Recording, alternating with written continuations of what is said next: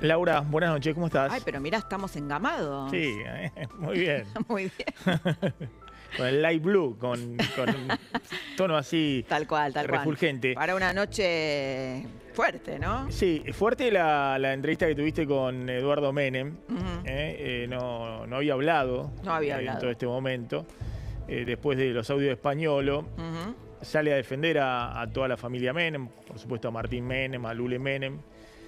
Pero creo que hoy lo que de alguna manera es otro llamado de atención para el gobierno es este audio de Karina, Sí. que la graban muy probablemente, todo indica, en alguna reunión en casa de gobierno.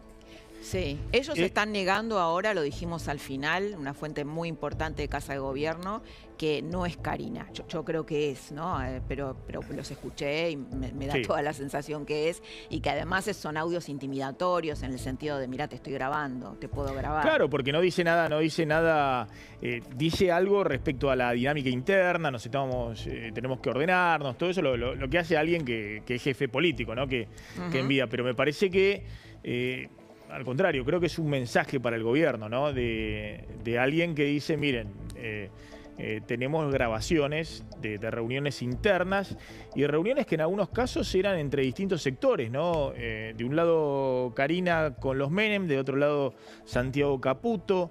Bueno, evidentemente el gobierno está cruzado por internas y la pregunta es ¿quién graba a quién? ¿No? Porque... Bueno, viste que Marcela Pagano, que es la esposa de Franco Bindi, que está peleado Bindi con José Luis Vila, celoso, no, hoy hablamos bastante de quién es José Luis Vila, que ella sale a acusarlo a José Luis Vila, que es un hombre histórico de la inteligencia argentina y que es amigo personal de Guillermo Franco, por eso está en el lugar que está, no está en la inteligencia, está en la jefatura de gabinete. Entonces yo me preguntaba, y esto es pura especulación, José Luis Vila tuvo siempre un enfrentamiento histórico con Estiuso. De hecho, estuvo fuera del país muchos años, hasta que Cristina se pelea con Estiuso.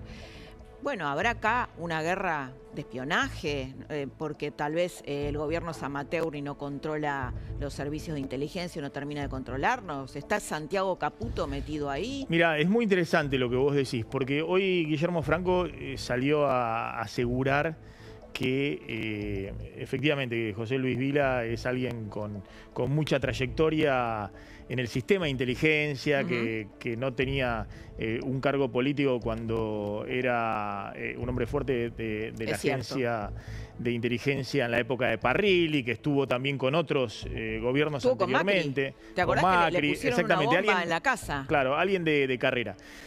Hoy Guillermo Franco se preocupó por eso, por desmentir que él estuviese con agentes de espionaje ahí en la jefatura de gabinete. Ahora, también es cierto lo que vos contás, ¿no? Respecto a internas de sectores de inteligencia. Carlos Pañi ha contado también que Santiago Caputo, que es el que tiene hoy el manejo de la Agencia Federal de Inteligencia, en algún momento también se ha recostado en algunos de los sectores estos de inteligencia que venían de la época del kirchnerismo y anterior al kirchnerismo, ¿no? Sí, sí, claro. Bueno, José Luis Vila era un candidato de Caputo para ocupar la AFI. Claro. Pero también es cierto que el primer jefe de gabinete de Milei, el primer jefe de gabinete Nicolás Posse, Milei decía, nos grababa a todos. Sí, ¿te acuerdas que una vez le fue con una grabación? Esto dicho por el presidente. Sí. Se lo decía todo, las quejas de Sandra Petovelo. Lo que quiero decir es que es un gobierno donde hay internas muy fuertes y donde el tema de las grabaciones clandestinas, de la cuestión de inteligencia, viene desde el minuto 1. Sí. Cuando echan a un jefe de gabinete, supuestamente porque los caminaba. Sí, y le había llevado una grabación que no recuerdo, creo que era de Santiago Caputo, la grabación. Y Milei lo echó por eso. Sí. Por eso, entonces es muy extraño y muy llamativo, porque no queda desconcertado respecto a de qué sector viene, y me parece que eso es lo que le está pasando en este momento al gobierno, que no tienen en claro de qué sector viene. También es cierto que se lo apunta a Cerimedo, a Fernando Cerimedo. El dueño de La Derecha Diario. El fundador de La Derecha Diario, sí, un hombre que manejaba inicialmente todo el tema del ecosistema digital, las milicias digitales. Ah, mira, ahí están todos los protagonistas. Y bueno, y que muchos dicen que en algunas reuniones grababa, como una forma de repasar un poco las reuniones que tenía. ¿No? Sí. Él desmiente categóricamente que haya sido quien grabó en esa charla a Españolo, pero llama mucho la atención lo que está ocurriendo. No a Karina Milei. No, a mí lo que me parece gravísimo todo, ¿no? Pero es que hayan grabado a Karina Milei, algo que no pasó, lo contaba Mariel Di Lenarda, que hace años que está como acreditada en Casa Rosada, que nunca pasó algo semejante, ¿no? Además suena extorsión, ¿no? Alguien que te está grabando en una reunión privada, en una reunión política, ¿no? Dentro de la Casa Rosada. En una reunión donde se está discutiendo justamente las diferencias internas. Sí, claro, sí. Donde Karina Milei dice, bueno, hay que alinear. Yo no sé, la verdad que no sé ahora cómo será, ¿no? Pero yo las veces que he ido a ver a funcionarios, en general te hacen dejar el celular afuera en muchas reuniones. No sé si eso no ocurría. Tengo entendido que eso es algo habitual hoy en la Quinta de Olivos. Que es parte del nuevo protocolo de seguridad. Tengo entendido que no ocurría antes con otros presidentes. A mí me ocurrió de ir y tener que dejar el celular. Pero sí ocurre en la actual gestión, y no solamente con periodistas o empresarios que van, sino también ocurre con diputados nacionales. Le pasó a los diputados que fueron a verlo al presidente hace 2 semanas, del PRO y de La Libertad Avanza, que entregaron en la Guardia de Casa Militar, en la entrada de Olivos, los celulares, y eran las 12 de la noche, 1 de la mañana, estaban viendo la película de Francella y no podían avisar a sus familiares. Claro, por eso te digo. Es una medida de seguridad adicional. No sé si tendrá que ver con esto de sospechas de grabaciones clandestinas o ese tipo de cosas. Pero supongo que sí, por eso es más inquietante todavía lo de Karina Milei, ¿no? Sí. ¿Quién la graba y por qué? Sí. ¿Quién la está extorsionando? ¿Tiene que ver con lo de Españolo? ¿No tiene que ver? ¿Hay una guerra de espías? ¿No? Por otro lado, evidentemente la justicia está avanzando aceleradamente, ¿no? Con los allanamientos hoy a la droguería suizo-argentina en busca de documentación adicional. Se presentó Eduardo Kovaliker, hoy el dueño principal de la droguería. El patriarca. Exactamente, en la causa.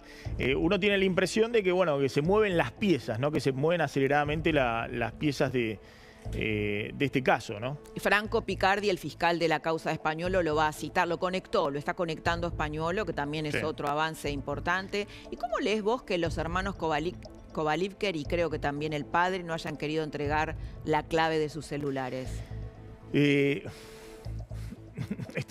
que están en su derecho. En su derecho. Pensé que ibas a decir están en el horno. No, están en su derecho. Lo que sí uno cuando habla con empresarios en general, son muy conocidos los hermanos Kovalivker, es decir, tanto Johnny como Emanuel, que algunos dicen, bueno, pasan en las generaciones de empresarios, ¿no? Que los hijos se meten más en un mundo, si se quiere, más activo, ¿no? Donde se mezcla la política, el jet set, los contactos, el poder judicial, ¿no? Cuentan, bueno, ahí en la isla, en Nordelta, reuniones donde han participado, creo que también algo insinuó Carlos Pañi en una de sus últimas columnas, bueno, dirigentes políticos, gente del Poder Judicial, gente muy importante, muy importante. Por eso también... vos decís que por eso...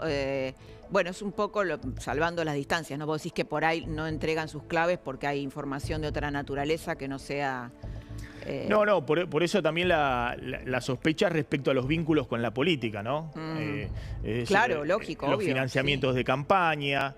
Me parece que se pone la lupa sobre es como ponerle la lupa al sector de la obra pública. Digamos, con la causa Cuadernos y con las causas de corrupción de vialidad y demás, se le puso la lupa al sector de la obra pública y bueno, ¿qué se encontró? No, sin duda. La obra pública, la obra pública desde el año 2005, ¿te acordás con la Baña se va el gobierno de Kirchner denunciando? Pero anteriormente, históricamente. Sí, por supuesto. El kirchnerismo llevó a un estado superior, ¿no? de desarrollo de de la connivencia con los empresarios de la obra pública. Ahora, vos le pones el foco al sector de la salud, del medicamento, no solamente me dicen a nivel nacional, sino a nivel provincial. Ojo que esta droguería es proveedora de muchas provincias. Sí, claro, es un sistema estructural. Hay gobernadores que algunos dicen, bueno, se sospecha que tienen cadena de farmacia. ¿Por qué? ¿Cómo puede ser que se hizo emprendedor el gobernador a través de empresarios amigos? Maxi, bueno, el mismo, que eso se está investigando, el mismo Españolo tenía una empresa de salud. Había fundado una empresa de salud que se llama Galaxy, algo así. Con lo cual, bueno, eso también tiene dos sociedades, una sociedad inmobiliaria y otra que tiene que ver con el mercado de los medicamentos, que bueno, estaría de los dos lados del mostrador, ¿no? Pero bueno, esto recién como arranca. Parece que sí, fundamentalmente en la provincia de Buenos Aires. Y el otro tema es el tema de los Menem, sí, ¿no? Porque cuando hablamos de la casta, vos sabés que, no sé si podemos recuperarlo, a mí me sorprendió mucho el último discurso del presidente Milei, cuando en el CICIP, él dice que bueno, estas son operaciones de la casta política que busca obviamente debilitar al gobierno y desestabilizarlo, pero dice que la metodología de la casta es hoy infiltrarse y difamar. Ajá. Usa la palabra infiltrarse. Adentro tiene un topo. Bueno, al día siguiente aparece este audio de Karina Milei. Entonces, me da la impresión de que hay cierto desconcierto porque, bueno, efectivamente el gobierno ha construido con sectores de la casta. Sí, sí, obviamente. Bueno, los Menem son una... Se enojó Eduardo Menem cuando hablé de clan. Ahora quiero poner el segmento ese muy picante con Eduardo Menem. Sí. Mirá lo que decía Milei. Damos que los jueces tengan que estar perdiendo su tiempo con jugarretas de la política más rancia en lugar de poder estar abocándose a perseguir el crimen. Este tipo de acciones refleja de manera fidedigna el comportamiento de la casta, manifestado en una nueva embestida por frenar el proceso de cambio que el país está atravesando. Como la gente votó un gobierno que vino a terminar con todos sus curros y privilegios, su respuesta es generar pánico y caos en la gente, infiltrarse, difamar, cualquier otra maniobra que entorpezca el proceso de cambio que estamos llevando adelante. La casta se infiltra y se difama. Es un gobierno que ha construido, como no tenía cuadros propios, no era un partido político que venía con trayectoria y demás, tuvo que construir con lo que había y por eso el presidente habla de tabula rasa, ¿no? De lo que se sumaron. No solamente fueron Scioli o el propio Guillermo Franco o segundas y terceras líneas en todos los ministerios. Sino algunos que han trabajado fundamentalmente, por ejemplo, con Sergio Massa durante mucho tiempo. Oh, sin duda, sin duda. O con sectores del peronismo en la provincia de Buenos Aires. A ver, él gana el 2023. Vos acordate, Maxi, que en el 2021 él era panelista de televisión. Era un panelista, Milei. Y tiene que construir un oficialismo, una fuerza política. ¿Cómo haces para llenar todos esos casilleros? De hecho, bueno, ahora te están descubriendo las conexiones entre Españolo y Massa.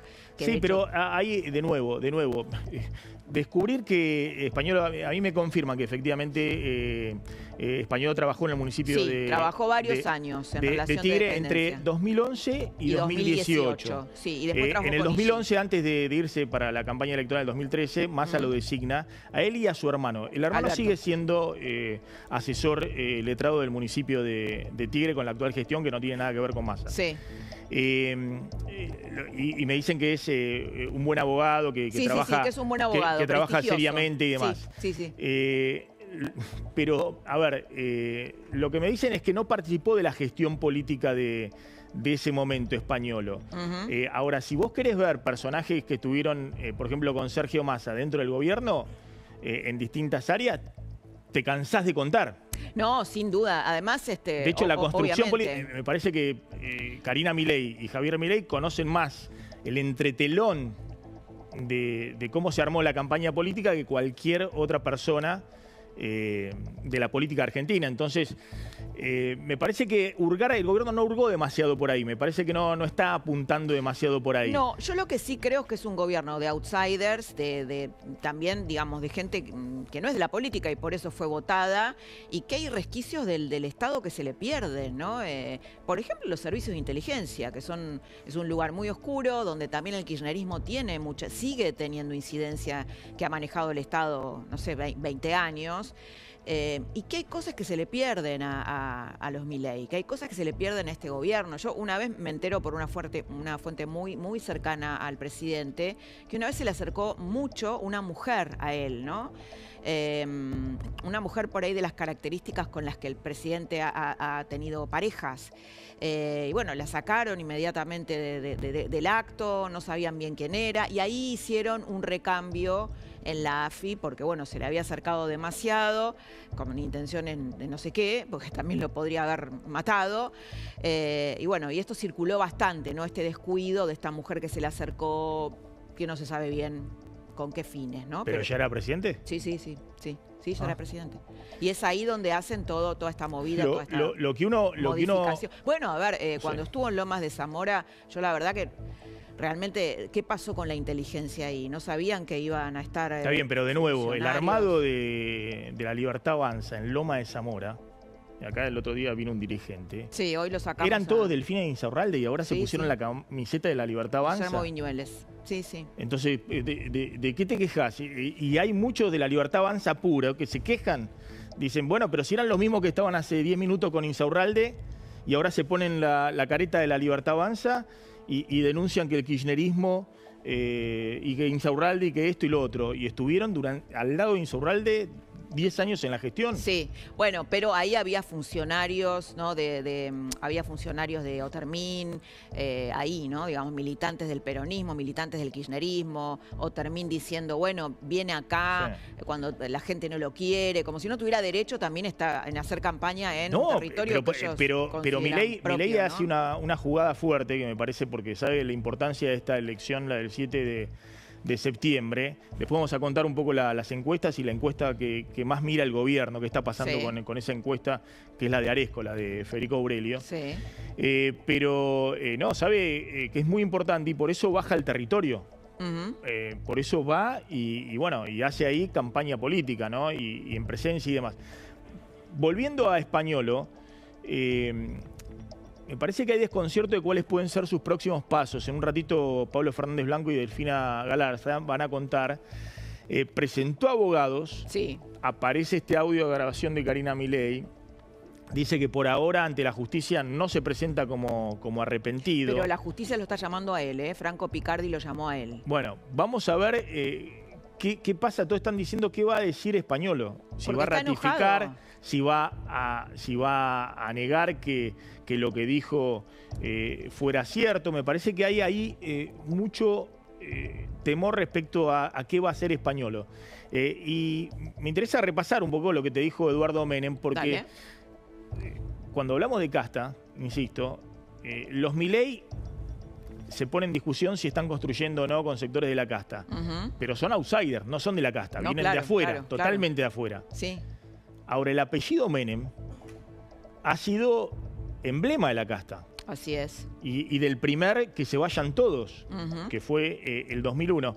A ver qué te decía Eduardo Menem. La calificación es un poco peyorativa. No somos ningún clan. Somos una familia honorable, descendientes de un inmigrante que trabajó en el país, que triunfó, que se hizo empresario, que nos dio la educación a nosotros, fue una familia honorable. ¿La familia Menem está bajo ataque o no?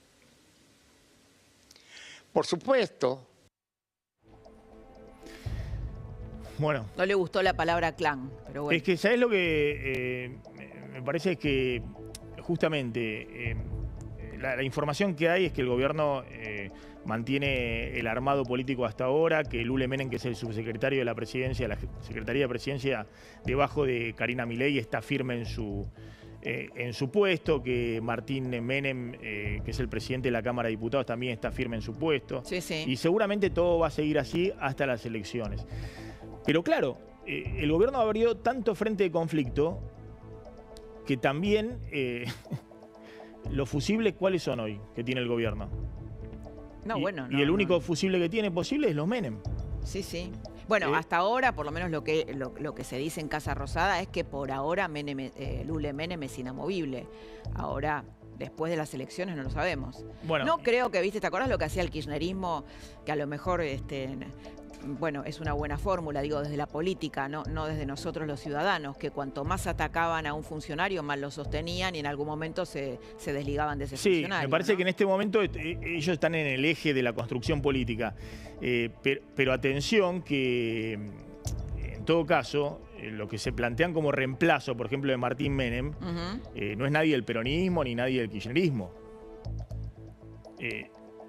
Es gente, digamos, del espacio político, a quien se ha mencionado como si en algún momento Martín Menem no fuera reelecto como presidente en la Cámara de Diputados. A Cristian Ritondo. Bueno, si hablamos de casta, ¿no? No, bueno, pero estamos hablando de alguien que viene del PRO, ¿no? Sí, ¿no? Alguien que viene de los sectores opositores. Cristian Ritondo tiene más de 30 años de política. Fue menemista en su época también, en su momento. No, pero lo que planteo es que hay otras opciones de construcción política que pueda ensayar a futuro el gobierno. Es decir, que siempre hay reemplazo. Sí, sin duda, pero también es cierto que tiene que ser alguien que sepa de manejo parlamentario, que sepa, ¿no?, del Estado. Por eso te destaco que en el 2021, Milei era impensable que llegara a presidente, es un outsider. Bueno, y construir todo eso es muy difícil, ¿no? Construir una fuerza política estando en la presidencia. Y esto, bueno, forma parte de ser un amateur. La clave va a estar en la causa judicial, según avance o no la causa judicial y según también sea el resultado de las elecciones. Me parece que el gobierno va a definir o no si sigue con el mismo. Muchos consultores dicen que esto de la violencia, lo de Español, lo de que en realidad va a desanimar a la gente a ir a votar, ¿no? Que va a generar abstinencia, abstenciones. Bueno, ojalá que no. Laura, gracias como siempre. No, gracias a vos, Maxi. Me quedo mirándote. Un gusto. Muy buenas noches a todos. Bienvenidos a Hora 23. El enfoque y la pregunta básica es esa. ¿Quién graba a quién? Rápidamente, veamos la organización del esquema de poder y lo que ha pasado desde el inicio de Javier Milei y las sospechas y las internas. Lo tenemos... Bueno, obviamente a Javier Milei y a Karina Milei, que son el eje, el verdadero triángulo del poder. En realidad son el poder. Javier Milei, el presidente, y la secretaria general de la presidencia. Está por acá, no está por acá, pero el antecesor de Guillermo Franco era Nicolás Pose, que desde el minuto 1 era alguien muy cercano al presidente Javier Milei. Perdona, está acá, me lo habéis olvidado. Y el primer jefe de gabinete de Milei, que fue echado en versiones de que había grabaciones clandestinas, de que grababa efectivamente a los ministros, a Sandra Petrovelo y a otros ministros. El presidente lo decía cuando recibía a distintos interlocutores. Tuve un problema, era mi amigo, lo que sea, pero me caminaba a los ministros, grababa. Primer indicio de que pasaba algo raro. Digamos que podía haber grabaciones clandestinas dentro del gobierno. En los últimos días, obviamente ha estallado distintas denuncias. Marcela Pagano, que dice que el jefe de gabinete tiene bajo su área agentes de inteligencia, dando a entender que por ahí podía venir la filtración de Españolo. Este señor, Fernando Cerimedo, que hoy se ha abierto del gobierno, dice que no participa absolutamente de ninguna cuestión de la comunicación del gobierno, pero fue un hombre clave en el armado digital inicial del esquema de poder de Javier Milei, y que todos identifican como un posible interlocutor de Españolo y con un método habitual de grabación de esas reuniones para repasar después las reuniones. Y un hombre muy dúctil en el tema digital. Y después tenemos, por supuesto, a Santiago Caputo, que desde el primer momento dijo: me quiero quedar con la CIDE, la ex-CIDE, la Agencia Federal de Inteligencia, y todos lo ven como el hombre que ha mantenido el control de la Agencia Federal de Inteligencia, que está en una interna feroz con la secretaria general de la presidencia, Karina Milei, y con Lule Menem, que es la mano derecha de Karina Milei. Entonces, la pregunta con los audios que aparecieron hoy de Karina Milei, supuestos audios donde hay una charla intrascendente, pero ¿es un aviso? ¿Una advertencia? ¿Tiene que ver con esta interna feroz que hay dentro del gobierno? Arrancamos así el programa.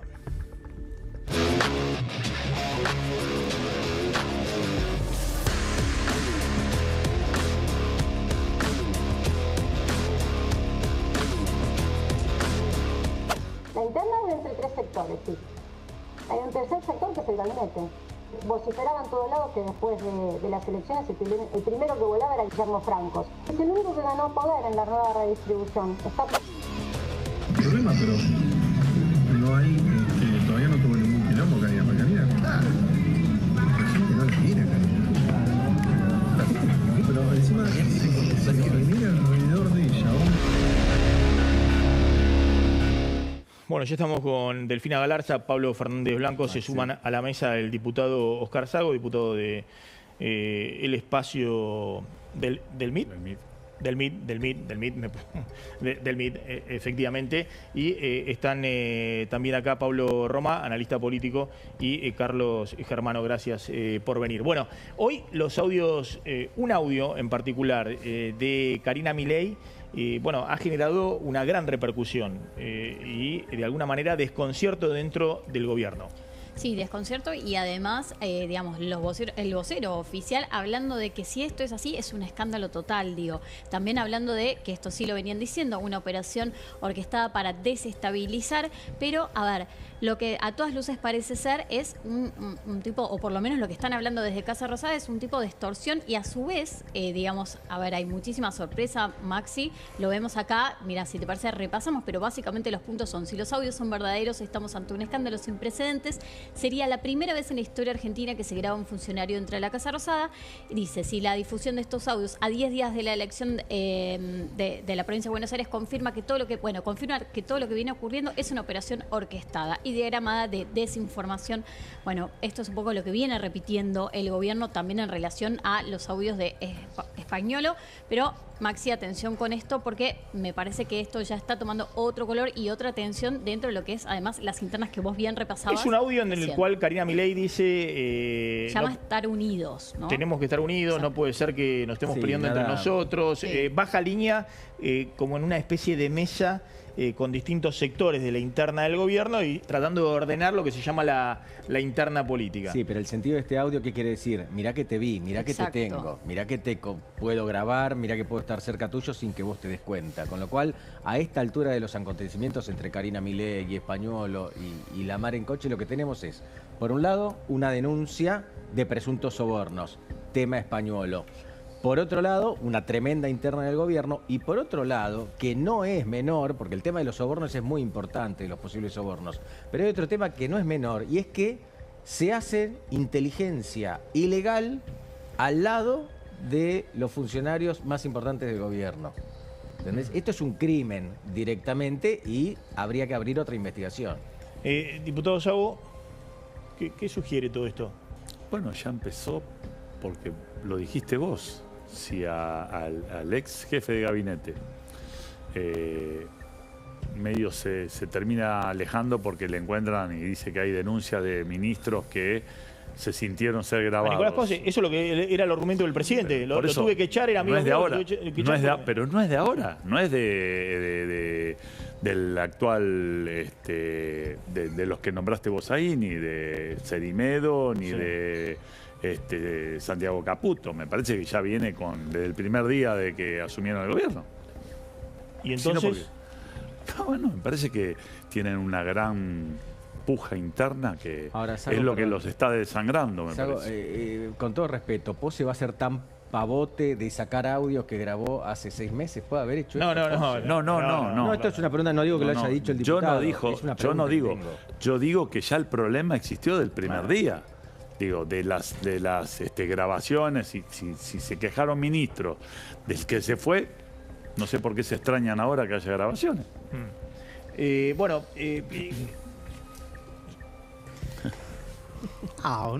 Para el gobierno unos días muy complejos, muy difíciles. Creo que este escándalo pega muy profundo en el gobierno, porque al ser algo que involucra a Karina Milei, lo involucra al presidente, ¿no? Esta relación tan simbiótica que tienen, creo que eso es así. También me parece que hay un error, ¿no?, del gobierno, fundamentalmente, en poner a Karina Milei en una responsabilidad tan importante y tan sensible, digamos, ¿no?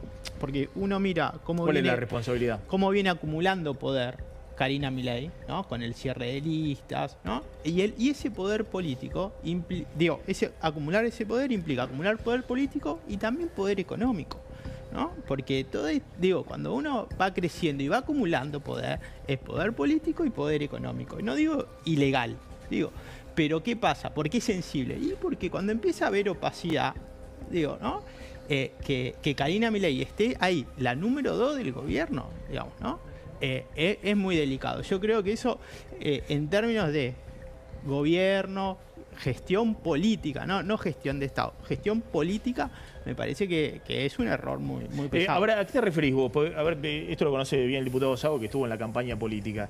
Algunos dicen que el error es siempre cuando hay una campaña política, hay una financiación de la política, y siempre hay un tesorero en la financiación de la política, ¿no? Entonces, Macri lo tuvo, obviamente, Alberto Fernández lo tuvo, los Kirchner lo tuvieron, Cristina lo tuvo. Todos los partidos políticos tienen que tener una organización para cuando van a enfrentar El problema es que en el caso de la campaña del presidente Milei, eso estaba con el eje de Karina, ¿no? No, sí, porque aparte era la que organizaba, digamos, los eventos, la que salía tenía a contratar los eventos, todo. Absolutamente todo, la logística, el armado. Era lo más lógico que sea. ¿Cuál es la discusión acá? Y ahora vamos al tema de... Yo creo que es diferente. Sí. Una cosa es el tema de campaña, interpretándolo. Sí. Yo creo que hay dos ejes claros. Desde hace, te diría, más de un mes y medio, 2 meses, el gobierno perdió la agenda pública. No tiene agenda pública. A eso le agregás que nunca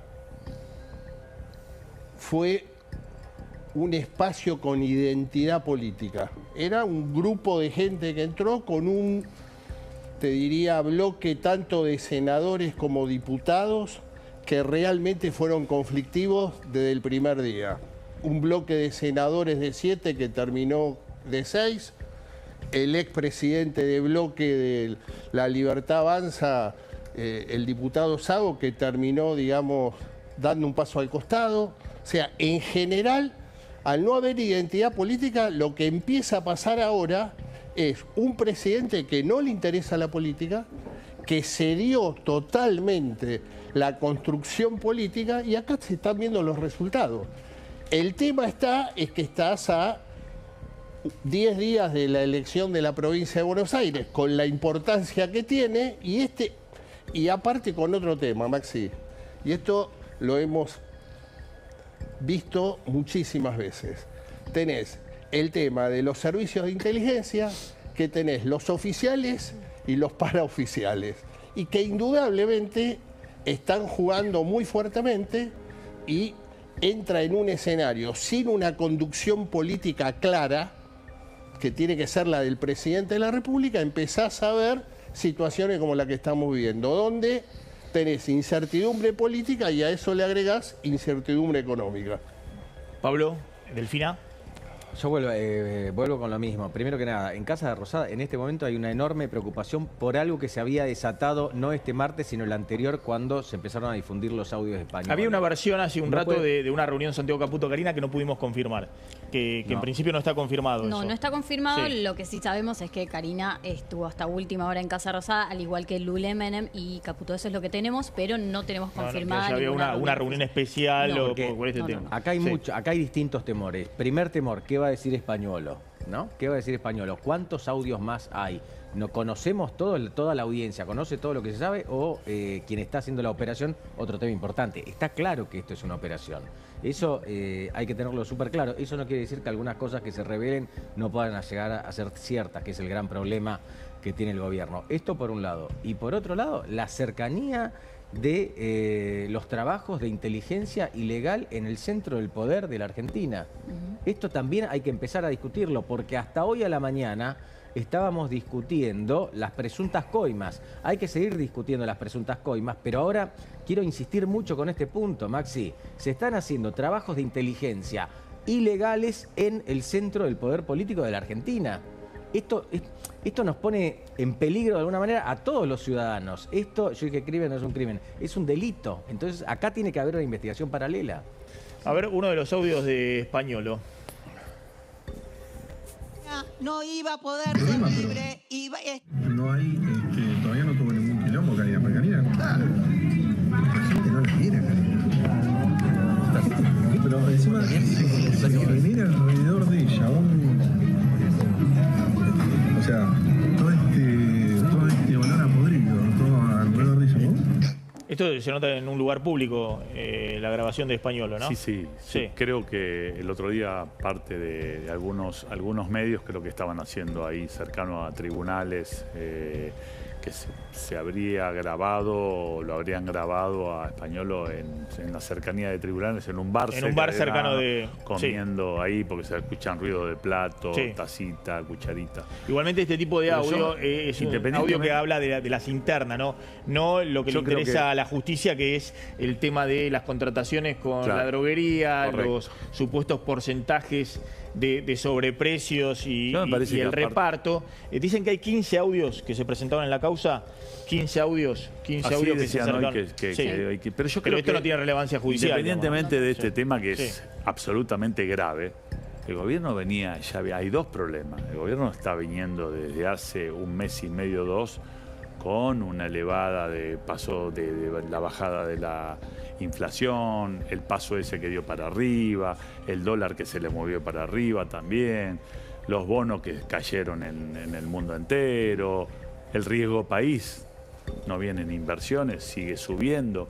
Esas 3 o 4 semanas que el gobierno tuvo una gran turbulencia, agregado a esto. Sí, y a nivel político, los traspiés en el Congreso, también en el Congreso, la causa de fentanilo, ¿no? Que también... y la interna, esto es una interna feroz que siempre se la quieren trasladar a la oposición política, pero digo, la oposición política acá está fuera de todo golpe. Acá, ¿quién le vamos a echar la culpa? Si te están grabando adentro de Casa de Gobierno y la oposición está fuera. Si te están haciendo cuestionamientos y tenés tipos que saben bien de lo que está pasando ahí y no está la oposición. Y yo pregunto, ¿quién es el opositor? Españolo, que es un infiltrado españolo que entró 46 veces a la Casa Rosada, me parece que la tesis de la con la Quinta Olivo. Entonces, dígame quién es el opositor y quién es el tipo que está el gobierno infiltrado adentro. Porque si no, no lo puedo creer. ¿Quiénes son los infiltrados? ¿Los que están ahí adentro? ¿Los que discuten todos los días? Me parece que se equivocan también de buscar el enemigo. A ver, ¿quién es el enemigo acá? Quiero hacer una gran aclaración. Ustedes recuerdan que en el gobierno, no me voy a poner muy histórico con esto, pero en el gobierno de Alberto Fernández y Cristina Kirchner había una interna viva que explotó completamente y que terminó el gobierno muchísimo antes de tiempo. ¿Recuerdan el mensaje de WhatsApp de Soledad Vallejos, era, ¿no? O Fernanda, no me acuerdo el nombre de la diputada. Fernanda, perdón. De Fernanda Vallejos, exactamente, diciendo que era un mequetrefe Alberto Fernández. Bueno, esa era una interna expuesta, pero ahí no se denunciaban hechos de presunta corrupción. Eso me parece una diferencia importante. Internas hay en todos los gobiernos. Esto que acaba de decir Español, en realidad, como dijiste, Maxi, no tiene relevancia desde el punto de vista judicial. Internas siempre hubo, pero esta vez se están hablando de hechos de presunta corrupción. Y además, en el caso del kirchnerismo, era un mensaje de WhatsApp que uno se lo había mandado a otro y hacía otro. Acá hay un plan sistemático para espiar el poder. Ya tenemos en claro esto. Pero déjame aclarar una cosa. En la década del 90, los principales casos de corrupción del menemismo surgían y se filtraban a la prensa en base a internas feroces, porque Menem tenía un estilo de conducción que era así, arriba de todo, allá arriba de todo, y los dejaba que se sacaban los ojos, despiadadas las internas. Es decir, siempre hay operaciones, siempre hay internas, siempre antes de una elección surgen este tipo de operaciones políticas. El tema es si te están operando con la verdad. El tema de Español es muy fuerte porque, insisto, la justicia que decía, mirá, vamos a poner la lupa en cualquier lado.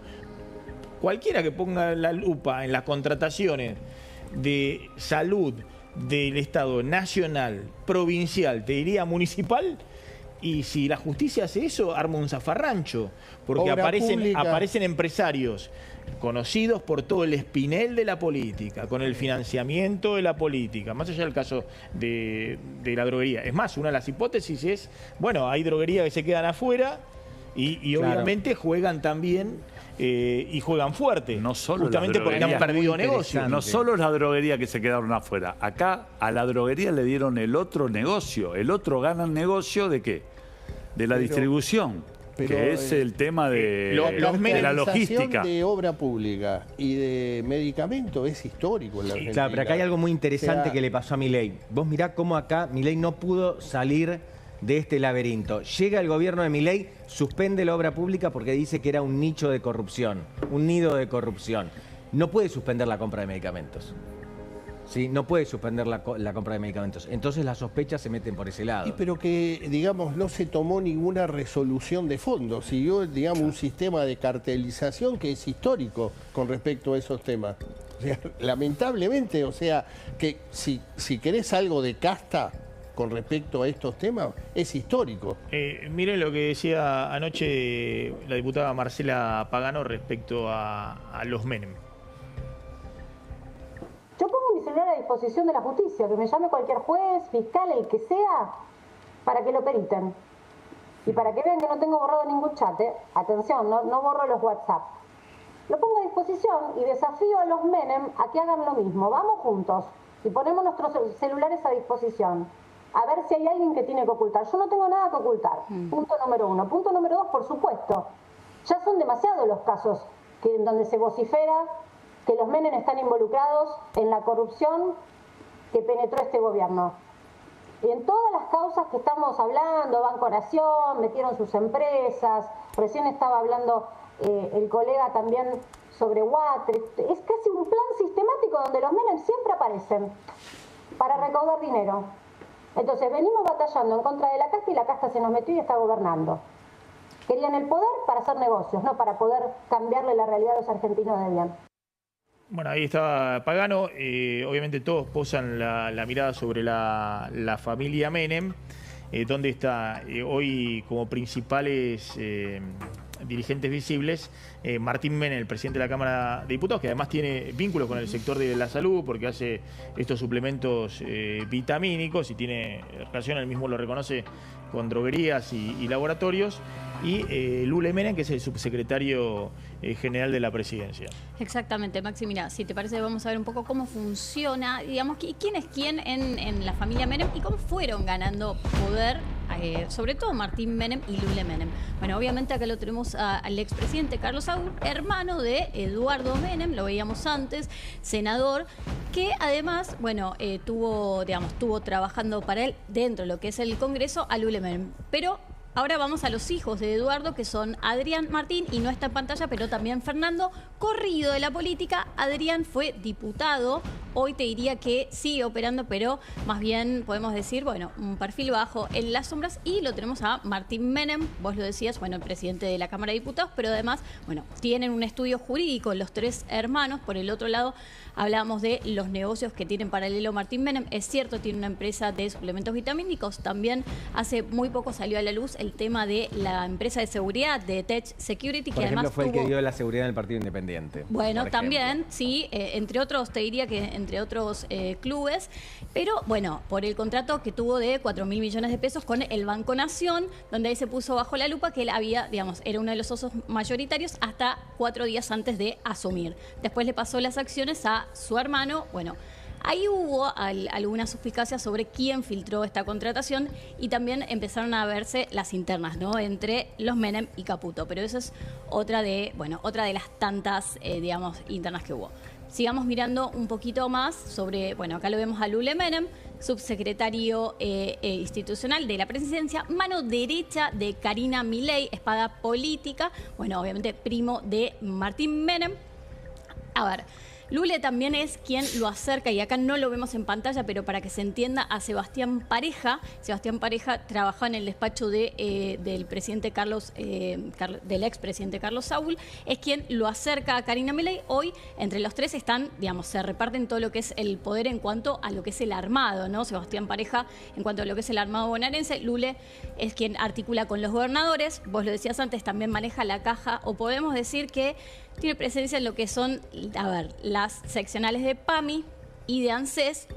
Hubo varias denuncias a lo largo del año en relación a esto y al manejo de la caja tanto en PAMI como ANSES. Y acá lo vemos también a Sharif, que es el sobrino de Lule, y es un personaje bastante interesante y que también se cruza, y acá de nuevo vemos la interna con Caputo y con las Fuerzas del Cielo, porque es quien, además de ser asesor directo de Lule, es quien está manejando y te diría que lidera la juventud de La Libertad Avanza, ¿no? Entonces ahí hay como una disputa directa con las Fuerzas del Cielo. Acá vemos más o menos, bueno, los dos integrantes. Acá me parece que el personaje principal en el armado político es Lule Menem, que ha trabajado, no sé, 40 años. ¿Cuánto de tiempo estuvo el senador nacional Eduardo Menem? Que algunos decían que era el verdadero cerebro, ¿no?, de todo el tema jurídico y demás de Carlos Menem, ¿no? Alguien con mucha experiencia en el Senado. Y ahí estuvo Lule Menem todo el tiempo. Es quien articula, además, tanto en el Senado como en Cámara de Diputados. Es la voz de Karina. Ahora, ¿cuál es el tema acá? Que Lule Menem ha optado por un armado político junto con Karina Milei, en el cual básicamente se pelearon con todos. Se pelearon con los gobernadores, se pelearon con sectores, obviamente con Caputo y la Fuerza del Cielo y los sectores libertarios puros, básicamente por una construcción política que busca tener un partido nacional, que es la Libertad Avanza. Y que obviamente eso requiere también un financiamiento nacional. Entonces, como es un entendedor de la dinámica política, dice, bueno, yo manejo PAMI y ANSES, las delegaciones en todo el país. Y están apareciendo denuncias de gente que quedó afuera del armado político, en la justicia, en distintas provincias, diciendo que parte de los sueldos de los funcionarios de PAMI y ANSES provinciales van a financiamiento de campaña política, ¿no? Por otro lado, aparecen en otra denuncia judicial que se osprera la intervención de la obra social de peones rurales, donde el interventor está en los chats, dice yo soy Lule y Karina. En otra causa, ¿no? En otra causa que no tiene nada que ver con la de Español, es una causa que efectivamente está avanzando, ¿no? Donde la obra social le paga a la droguería suizo-argentina una suma importante de medicamentos que tenía deudado a la obra social, ¿no? Entonces, bueno, está en el ojo de la tormenta. Aparecen diputados donde dicen, bueno, todo pasa por Lule Menem. ¿Por qué es tan importante Lule Menem? Bueno, yo la verdad que hace 1 año y 2 meses que no estoy en el corazón del gobierno. Sí, lo viví porque él trabajaba, era el secretario general del Congreso de la Nación. Así que desde ahí, después creo que estuvo los primeros 6 meses, después de los primeros 6 meses se fue a ocupar el cargo que tiene ahora, que es subsecretario. Y bueno, yo la verdad que con el tema que vos estás hablando, el tema de PAMI y el tema de ANSES, no debería ser así el tema de los sueldos ni nada por el estilo, porque sería actos de... Hay que ver, la justicia tiene que investigar si esto es cierto o no. Hay mucha denuncia. Hay denuncias en Misiones, hay denuncias en Chaco. Igual que... Para corregirte un poquito, porque hoy se lo pregunté a Martín Menem. Le dije, el tema de Independiente, todo, me dijo, no tengo nada que ver con el tema de Independiente. Por eso, para dejarlo, porque me dijo, yo creo que tiene algo que ver con River, pero yo le pregunté porque le dije, che, mirá que lo de Independiente, ¿cómo es? Me dijo, no tengo nada que ver con la empresa de seguridad no tuvo nada que ver con la seguridad. Para corregir un poquito, porque digo, yo no soy el abogado de Martín Menem, pero bueno, para que quede claro todo eso. Y me parece que acá lo que hay es lo volvemos a repetir, un grave problema interno que fue quién maneja la política, quién maneja el rol del Poder Ejecutivo, quién maneja la relación con los gobernadores, quién maneja. Y no terminó bien. No hay buenas relaciones con los gobernadores, no hay buena relación en el tema de la política interna. Porque hay que ver cómo se manejan los muchachos se manejan con estos aparatos, y hay un cruce en los armados cuando fueron los armados de 3 semanas atrás, los armados se mataron. Se decían de todo. Se decían de todo, digo, bueno, yo creo que ese es el problema que hay en el gobierno. Probablemente tiene un grave problema interno. Porque quiero avanzar con dos temas. Uno, está claro que hoy el gobierno busca ordenar con Guillermo Franco, ¿no? Empoderando al jefe de gabinete. No fue casual que en la última semana 2 veces estuvo Eduardo Urnequian con el presidente en Corporación América y en el CECIP. Y Guillermo Franco es un hombre que viene de la Corporación América, de alguna manera es parte del equipo que el propio Milei reconoce, Urnequian puso en el gobierno, ¿no? Trabajó el presidente. El otro tema es el contexto, y voy con los consultores políticos. Hay una situación delicada y el gobierno lo reconoce desde el punto de vista económico. El gobierno dice esto, riesgo Cuca, riesgo del kirchnerismo. Fíjense lo que está pasando. El gobierno está frenando el dólar de acá, por lo menos al 7 de septiembre, con todo lo que puede. Con todo lo que puede. Ahí tenemos la placa. Suba de encajes muy drástica en los bancos. Hay una pelea muy fuerte con los bancos por la suba de encajes, que es el dinero que tienen que dejar inmovilizados los depósitos. Eso es lo que ha disparado la tasa de interés. La tasa de interés en niveles récord. Fuerte intervención en el dólar futuro. El gobierno está con un récord de posición abierta de dólar futuro de más de 5.000, 6.000 millones de dólares. Son pesos, no son dólares que se comprometen. Claro. Pero el gobierno está interviniendo en la curva de dólar futuro de manera muy importante. Resoluciones como la apareció hoy que limitan todavía más la tenencia de dólares de los bancos para descomprimir la presión. Y lo que se conoce hoy... hay un informe de la consultora 1816 de la favorita de la City, eso último que decía, la sospecha de que hubo ventas del Tesoro de dólares contantes y sonantes en la última semana porque cayeron los depósitos en dólares del Tesoro Nacional por encima de lo que fueron los pagos a organismos internacionales. Cayeron los depósitos en dólares y subieron los depósitos en pesos. Cuando el Tesoro vende dólares, compra pesos. Entonces, ojo que el gobierno está tirando con toda la artillería para mantener el dólar calmado. Y del otro lado no tenés cepo para las personas físicas, se veía ahí el número, compraron más de 3.000 millones de dólares en julio, que fue el último dato que hay disponible, hoy lo dio a conocer el Banco Central. O sea, una situación muy tensionada. Les pregunto rápidamente a Pablo Romá y también a Germano, el gobierno necesita llegar como pueda a la elección y está jugando todo un pleno a la elección. Necesita que le vaya bien el 7 de septiembre para después habilitar el 26 de octubre. Sí, yo creo que la elección de septiembre va a ser muy importante, va a marcar un poco el clima, sobre todo también económico, ¿no? Pensando en octubre y en diciembre. Ahora, yo agrego a este contexto, ¿no?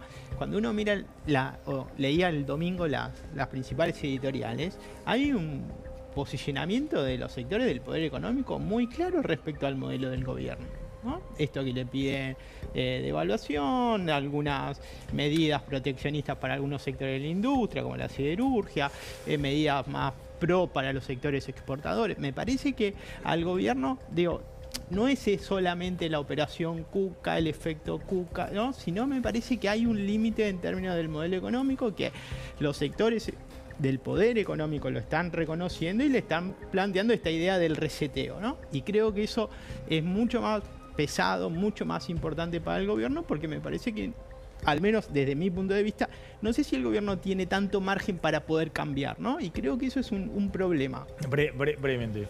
Brevemente, creo que lo plantearon desde el 18 de mayo, la elección en Capital. Es kirchnerismo o libertad, en este caso es kirchnerismo nunca más, esa es la línea, van a hacer todo lo posible para que el dólar no esté en la tapa o que marque agenda. Creo que, no hay nada nuevo de lo que está pasando. Esto creo que, y no es hasta el 7 de septiembre, yo creo que van a tratar de llegar al 26 de octubre. Sí, es muy importante la elección del 7 de septiembre. El gobierno está diciendo que están abajo en la provincia de Buenos Aires. La última encuesta de Aresco, que es la que mira el gobierno, que acaba de cerrar en el día de hoy, le da 6 puntos de pérdida a nivel nacional respecto a lo que era la anterior, de 50 y pico a 44.